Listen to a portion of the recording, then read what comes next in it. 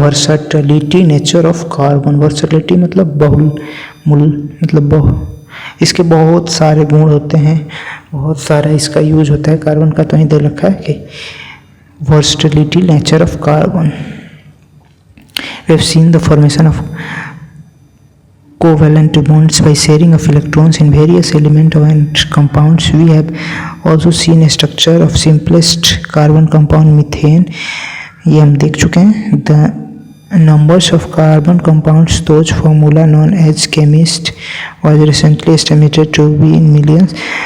This outnumbers by large margin the compounds formed by all the other elements put together. The nature of covalent bond enables carbon to form a large number of compounds. मतलब जो इसका covalent nature है और versatile nature है, इसको ये enable करता है कि लार्ज नंबर ऑफ कंपाउंड्स बनाने के में हेल्प करता है। तो सबसे पहले जो देखते हैं, 2 factors noticed in the case of carbon are carbon has unique ability to form bonds. इसके पास यूनिक एबिलिटी है बिकॉज इसका आउटर मोस्ट में 4 वैलेंस इलेक्ट्रॉन्स हैं। तो 4 को लूज करेगा या गेन करेगा, मतलब इक्वल ही इसको लूज करना, इक्वल गेन करना है।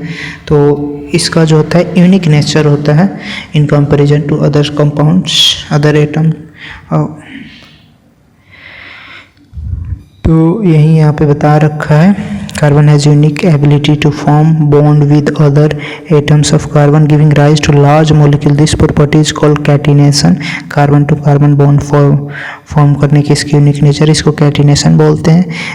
कैटिनेशन एक इम्पोर्टेंट टॉपिक है, इसका आप डेफिनेशन याद कर लेना। ये MCQ में ज़रूर ही पूछता है 10th क्लास में। These compounds may have longer chain of carbon branched chains carbon or even carbon atoms are arranged in rings. नीचे आएगा एक रिंग्स में भी अरेंज होगा, बेंजीन उसको बोलते हैं। इन एडिशन, इसके अलावा कार्बन एटम्स में बी लिंक्ड बाई सिंगल और डबल ट्रिपल बॉन्ड है तो पता ही आपको, single alkanes, double alkenes, triple alkynes. Compounds of carbon which are linked by single bonds between carbon atoms are called saturated carbon। सही बताया था, सिंगल बॉन्ड वाले को सैचुरेटेड बोलेंगे और बाकी सबको अनसैचुरेटेड का। Compounds of carbon having double or triple bond between their carbon atoms are called unsaturated compounds। ठीक है, बता चुका हूँ मैं। No other elements exhibit the property of catenation to the extent seen in the carbon compound. Silicon forms compounds with hydrogen which have chain of up to 7 or 8 atoms, but these compounds are very reactive. The carbon bond is very strong and hence stable. This gives the large number of compounds with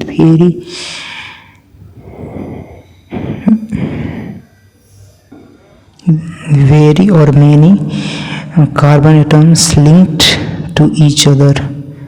तो एक तरीके से आप देख सकते हो, silicon जो hydrogen के साथ कंपाउंड बनाता है उसमें 7 और 8 एटम्स ऑफ सिलिकॉन तक ही वो चेन जो है लिमिटेड होता है, वहीं तक बन सकता है, उसके बाद नहीं। लेकिन कार्बन टू कार्बन जो बॉन्ड होता है वेरी स्ट्रांग होता है, तो ये बहुत ही large number of carbon atoms एक साथ जोड़ सकता है और लॉन्ग चेन बन सकता है इसका carbon to carbon.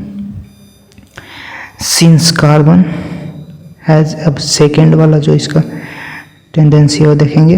Carbon has a valency of 4, it is capable of bonding with 4 other atoms of carbon और atoms of some other monovalent element like hydrogen.